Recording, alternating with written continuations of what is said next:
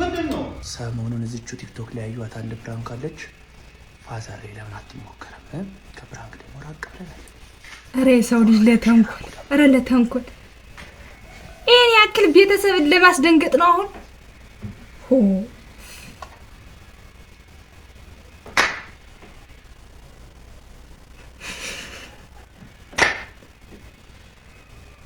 አልተሰማሽም? ብራዘር ቸክ አላረገሽም።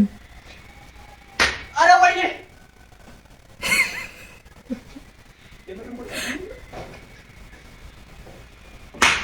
እስኪ ድገሚ አንዴ ደግሞ።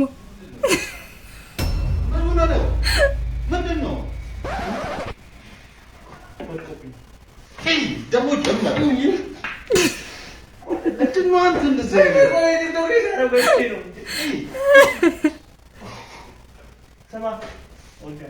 አሁን ይሄን ሰውዬ ፕራንክ አድርግ ምንድነው የምትጠቀማት በዚህ ላይ? ለምን አልሞትክም ነው? ልገለኝ ነው?